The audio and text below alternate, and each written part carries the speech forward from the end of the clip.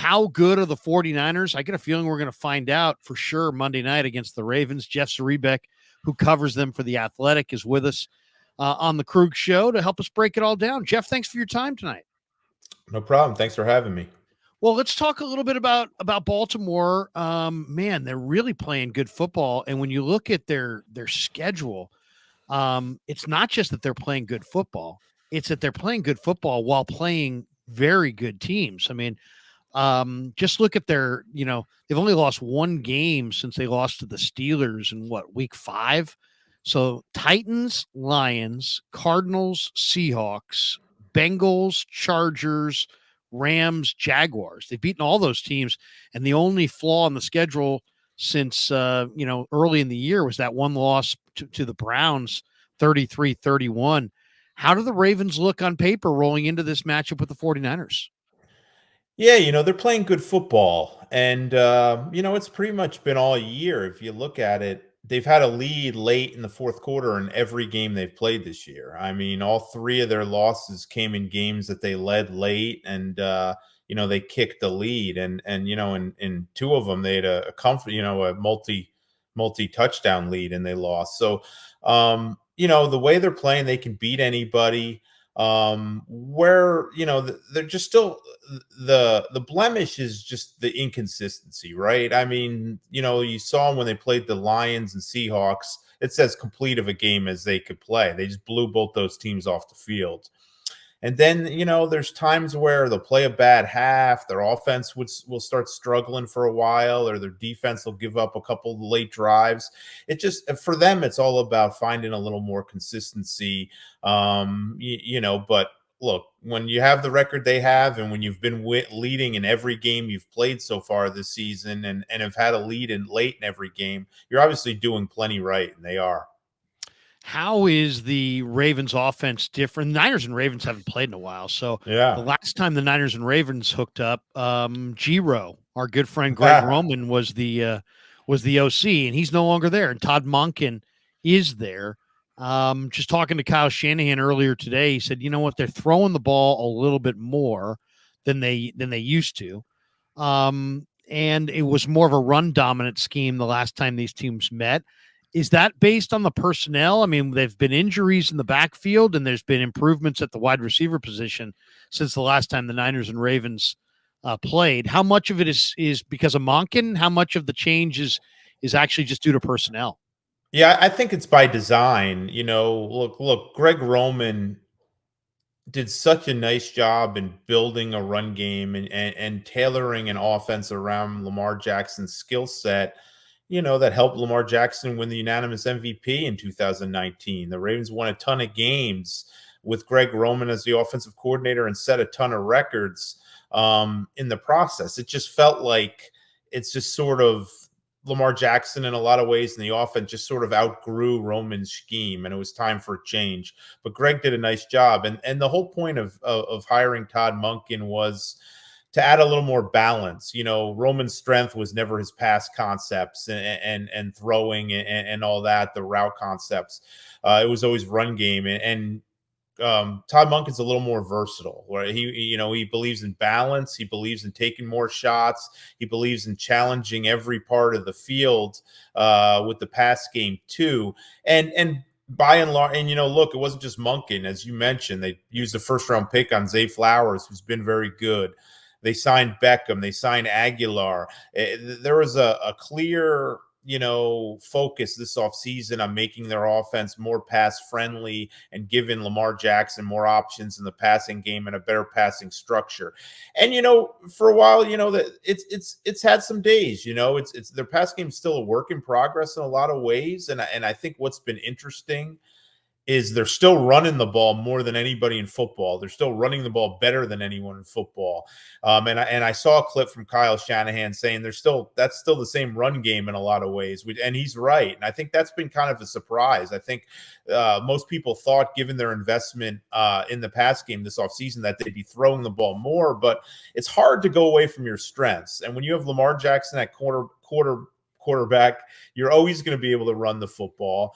It really hasn't mattered who's been the back. I mean, there's been some more effective than others, but they've been able to run the ball pretty much with whoever is back there. So, yeah, they're more balanced, but I still think they want to be even more balanced. They want to be a little more productive in the passing game. There's been some games where, for whatever reason, they just haven't been very in sync.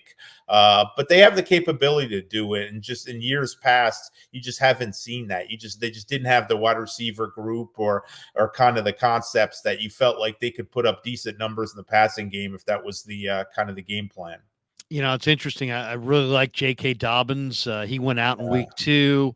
I've been a huge fan of this kid, Keaton Mitchell, going back to Yeah. the draft from East Carolina. And I thought he was a real steal. I stashed him on my fantasy team, and I was looking smart there. And then he goes down with an injury, and it was kind of ugly. What do you expect this week? I mean, is it the Gus Edwards show? Will we see a mix of Edwards and Justice Hill?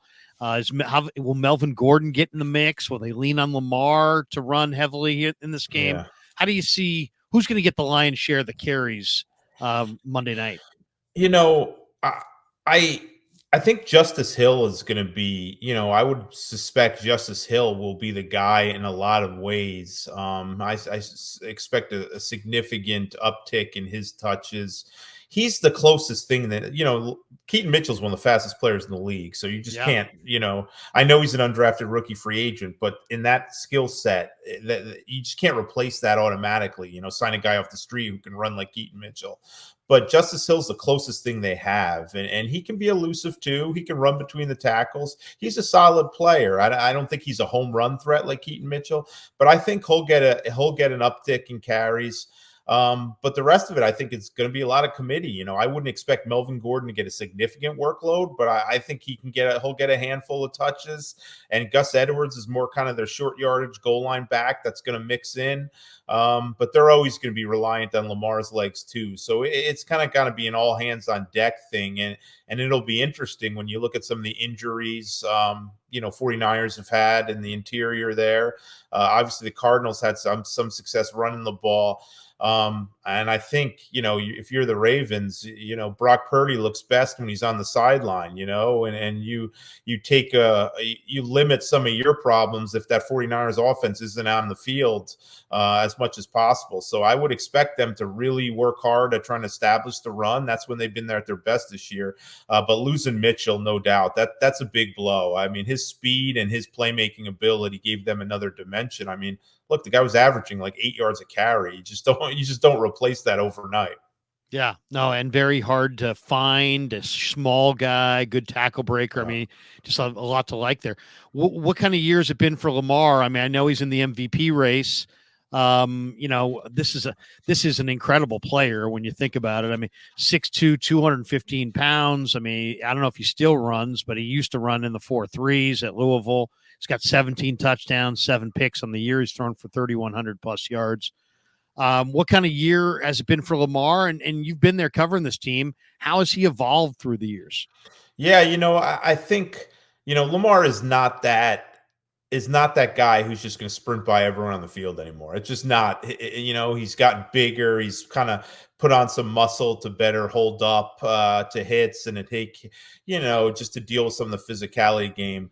But he's still like the best athlete on the field. That's just how he is, and he's just still very elusive. Frustrates defensive linemen, linebackers who are trying to catch him. I mean, you saw that with the Jaguars last week. I mean, he made some plays that you have no business making. The beauty of Lamar's season really isn't in the numbers. Some of the numbers are, when you look at what his rushing numbers will be at the end of the year and what his passing numbers will be, he'll do something that probably no quarterback's ever done. But the numbers and like the touchdown passes and none of that's going to really stand out. I think where he's been at its best is every week just finding a way. They don't have Mark Andrews anymore, and he was kind of their top target.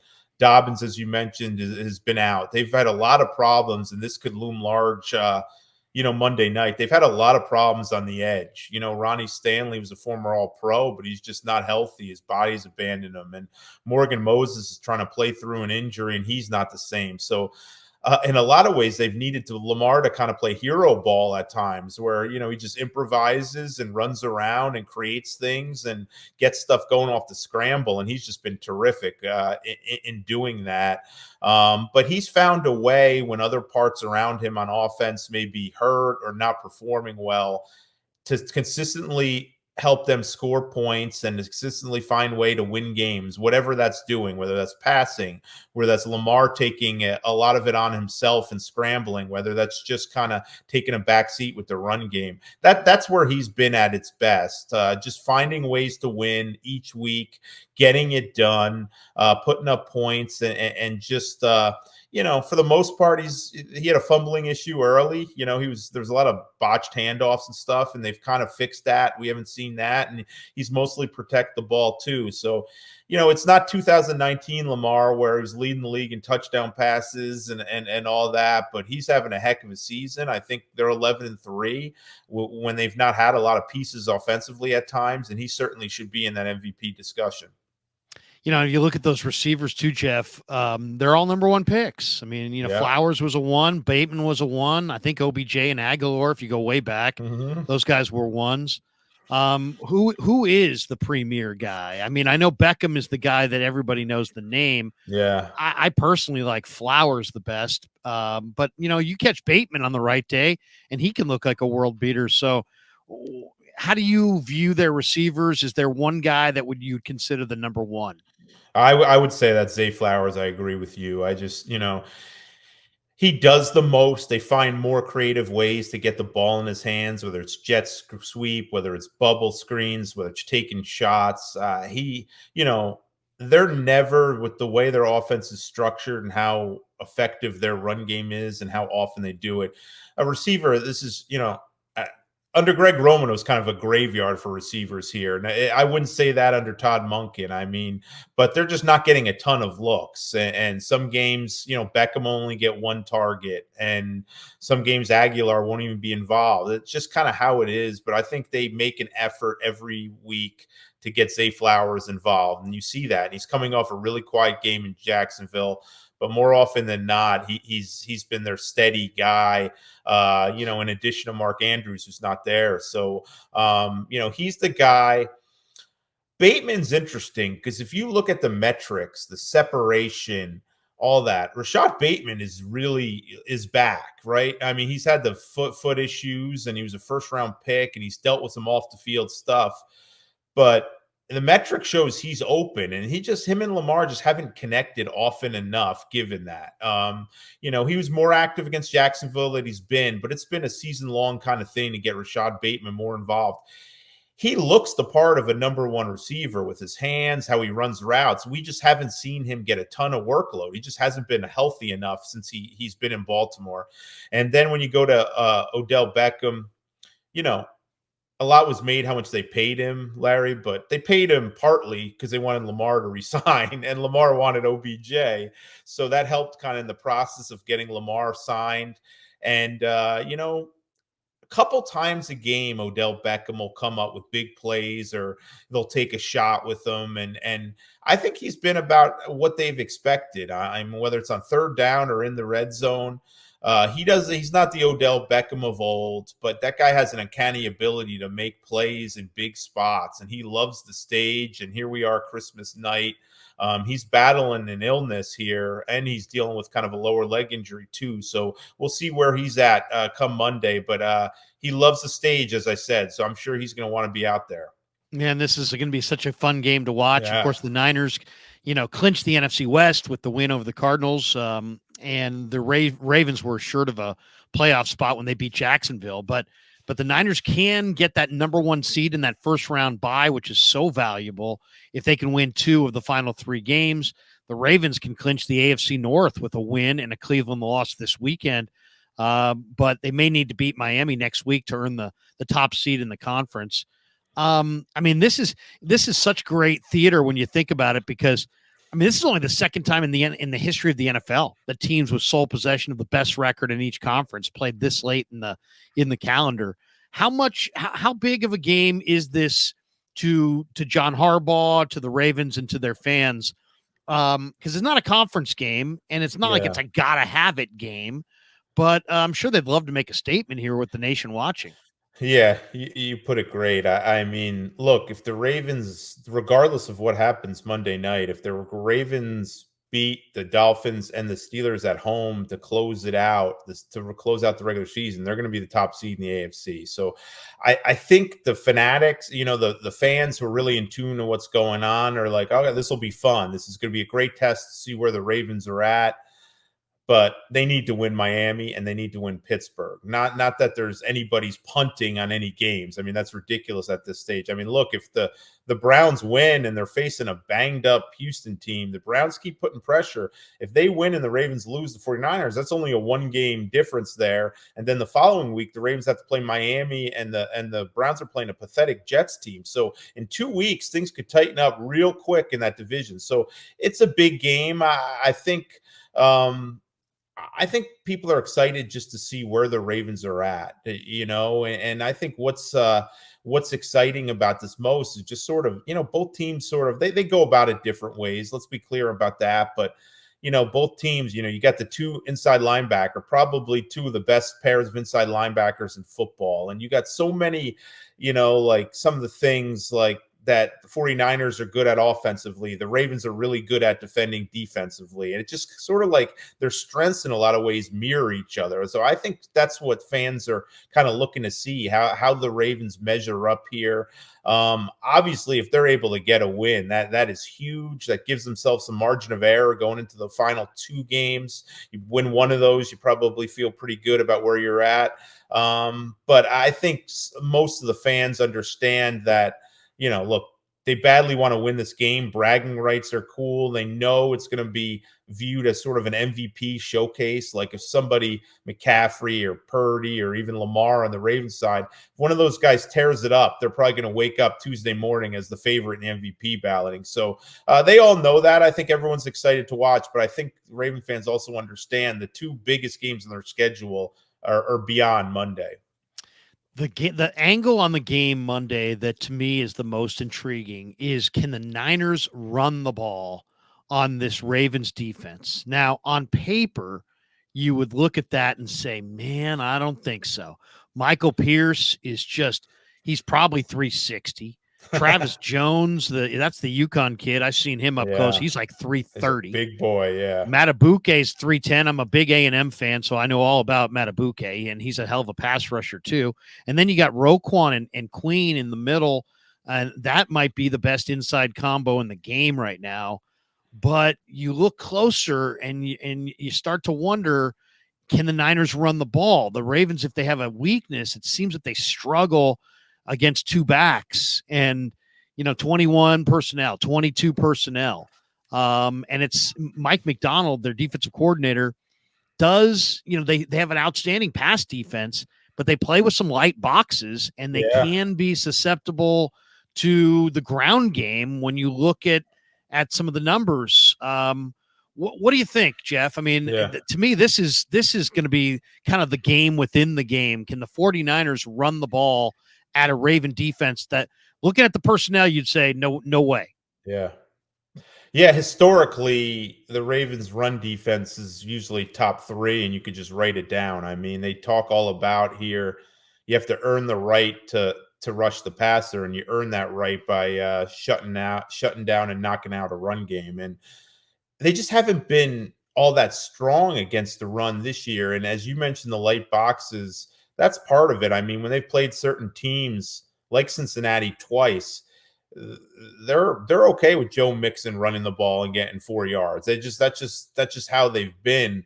Certain teams, they've given them a run a little bit and they focused elsewhere. But I think it's been a little bit of a surprise other times. So, like I don't think anyone expected to see a Ravens defense allow the Rams to rush 9 straight times right down their throat in that game a couple weeks back. And, curiously, McVay kind of went away from it for a couple plays and the Rams had to sell for a field goal. But there's been times where they've been real susceptible against the run. I mean, the Colts ran it down their throats too. So I imagine they're gonna honor. Well, they better honor McCaffrey a lot more than they've honored some of these other backs with the boxes and stuff. But there's no question. I think it's a concern here. Their run defense is, we've asked Harbaugh multiple times, is he's concerned, and he's sort of been dismissive. No, we're going to stop the run. But each week there's been parts of the game where they look really vulnerable to the run, and you know McCaffrey can break an 80-yarder like it's nothing. So it'll definitely be interesting, that aspect, to see how it's going to get done and how they're going to play them, San Francisco. Just given the cadre of elite weapons they have. The history between these teams goes back. I was in New Orleans Yeah, for the Super Bowl. Were you covering the Ravens yeah, yeah, that year when Anquan Bolden had a big day and Jacoby Jones ran one back, and the Niners couldn't score there at the end on the goal line with yeah. Harbaugh and Kaepernick and Gore? Were you in the dome that day? I was, yeah. I mean, The my lights first, went out. yeah, I was.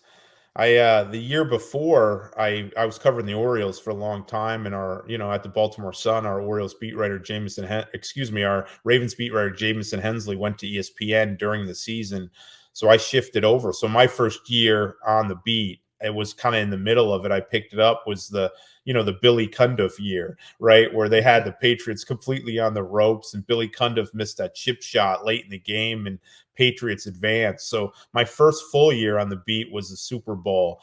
And we spent so much time talking about the head coaching brothers matchup. And that game was, so much of that aspect of that game, it's hard to forget. I thought it was going to be, all I heard going into it is, yeah, I'm this young beat writer. It's so hard. The Super Bowl deadlines, the halftime show is so long, and you're going to be up against the gun. And Jacoby Jones returns that opening kickoff the second half, and I'm like, I can write from the top, right? I mean, this is a blowout. And then all of a sudden, and it got to the point in that game where I have two screens go, and one if the Ravens held on, and the other if the Ravens blew the biggest lead in Super Bowl history. So it was, yeah, that was a crazy night in New Orleans, but a fun game. And as I said, I think the two teams, the physicality they play with, and I definitely think there's a mutual respect between these organizations, especially with how John Lynch and Kyle go about acquiring talent and what they look for, and how Eric DeCosta and Harbaugh do the same thing. I know Lynch is friendly with Eric, so I think there's a mutual healthy respect here. But this is going to be a really physical game, I think it was Ayuk said today, what a treat for football fans on Christmas, and that's well said. I think NFL couldn't have asked for a better game to have on Christmas night. I think these are two of the better organizations going. I Yeah. mean, you mentioned Eric DeCosta. DeCosta worked with Ozzie Newsome for years. Newsome was one of the, he was unique, right? Because he was an awesome tight end and an equally great executive. And then John Harbaugh, what a hire he's been as a special teams coach to come in and to, he probably is one of the longest tenured coaches in all of football. He's a spectacular motivator. He's a very bright guy. In some ways, I feel like he's kind of Jim Harbaugh with a little bit more balanced, persona. Mhm. But DeCosta has taken over for Ozzie Newsome and has not missed a beat. And I love the way they draft. They go find great college football players that have the measurables and then draft them and project them to be great pros. And I think it's the safest way to go. That's how you wind up with a Tyler Linderbaum. That's Yeah.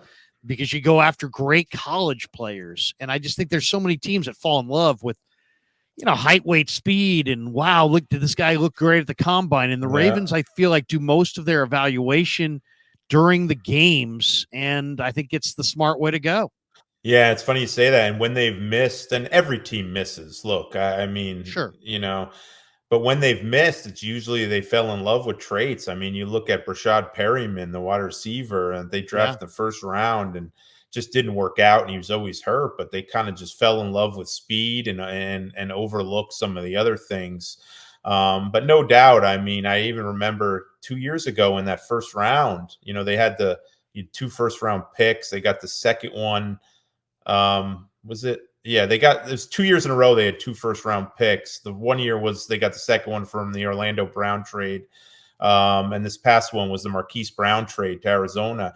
And everyone's like, I mean, Kyle Hamilton's a great football player, but he drafted a safety at 14. And then, okay, Tyler Linderbaum's the best center in the draft, but he's a center, and look, Kyle Hamilton is probably a first team all pro this year. He's played that well. And I think how Mike McDonald deploys him against whether he plays Kittle, whether he's close to the line of scrimmage and blitzes and gives him an extra body in on McCaffrey, whether he lines up. I mean, look, he's taken Jamar Chase earlier this year. They're not afraid to put him on anybody.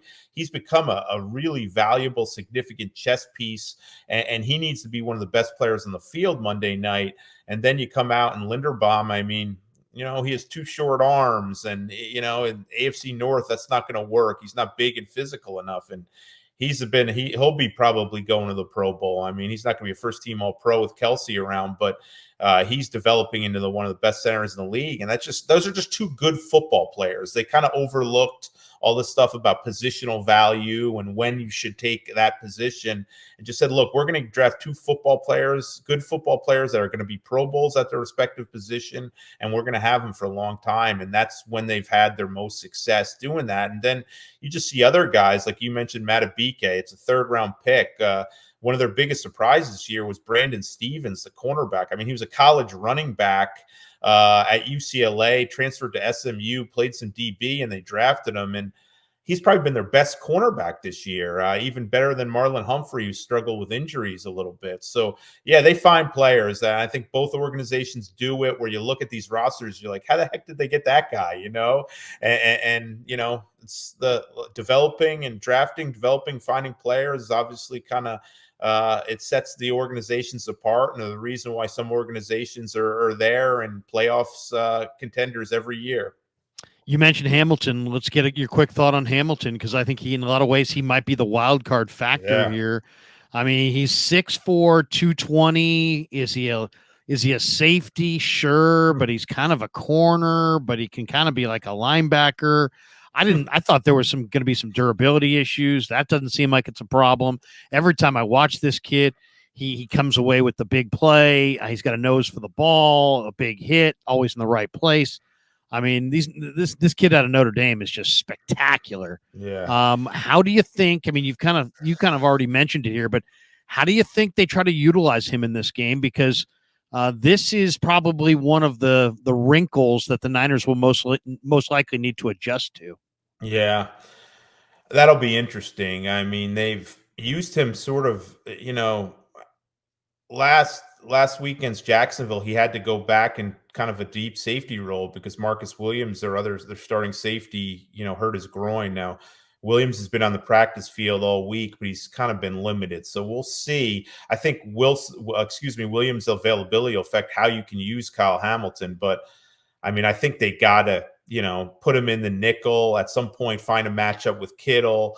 He's been very tough against tight ends. I mean, it almost seems unfair to ask a safety like him to match up with those quick receivers, but they're not going to be afraid to do it. I mean, I think you're going to see him all over the place. You're going to see him blitzing at times. I mean, I think he has like 12 tackles for losses this year. He's very good around the line of scrimmage, and you see him, and he's this good-looking kid and wiry and all that. But I think what's really surprised Ravens who loved what they were getting, is just how physical he's played. I mean, he's been, shrugs off blocks at the line of scrimmage. He lowers big hits. And then you see in the next play, he's sprinting downfield with a slot corner. It's just pretty amazing what he can do and how many areas. But the chess match there is going to be absolutely fascinating to see how they deploy him. I think he will see a lot of George Kittle, though, because they have tended to use him against top tight ends. Two last ones before we let you go. Wild card factor. Somebody was asking me today, is there a wild card factor on the Ravens side of this thing? And, I'm going to go with Nelson Aguilar. I just think Aguilar, he was drafted in the first round. He's been around the league. A lot of people think he's a bust, but you know what? Every time I seem to watch this guy, he makes big plays, and it seems like he's earned the trust of Lamar Jackson. And I don't know, there's something about Aguilar that just kind of worries me in this game. What do you think of Aguilar and the year he's had? And if you had a wild card factor outside of Hamilton, who would it be? Yeah, I think Aguilar, the Ravens, and I don't want this to come off as a shot at Odell Beckham because it's not, but because they signed Aguilar before Beckham, but the Ravens needed an adult in the wide receiver room. They needed a veteran who had been around the block, who wasn't going to totally flip out if he wasn't getting the ball, like who knew his role. And Aguilar in that way has been really a good fit. He's made some big plays too, but there'll be games where he won't get any catches, he won't barely get any opportunities, and you don't have to worry about him, complaining and moaning after the game that he's not getting the ball enough. And he's been big, and he's helped Lamar in a lot of ways. Lamar trusts him. He's kind of a voice in the huddle. Like before their big game tying touchdown against the Rams, it was an alteration that Aguilar suggested to Lamar that led to the game tying touchdown pass. I mean, so he's really been big in leadership. And as you mentioned, he does tend to come up in spots where, you wouldn't think that he's going to be the guy to make the big play. And he's made it. I mean, against the Bengals earlier this year, he was the main reason they won there on the road.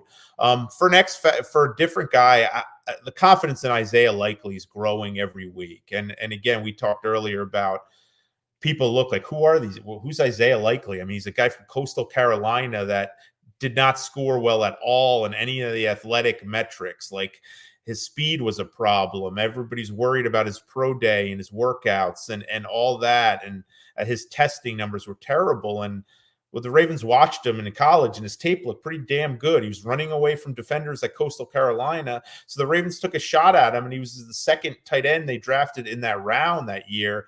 Charlie Kohler was the other, a former teammate of Brock Purdy. So, and he's just, he wasn't, when you have Mark Andrews is going to get the lion's share of the work. Likely hadn't been all that involved earlier the season, but each week you're seeing it more and more, and Lamar's trusting him. And it's not the same with Andrews, obviously. Andrews is a perennial Pro Bowl guy.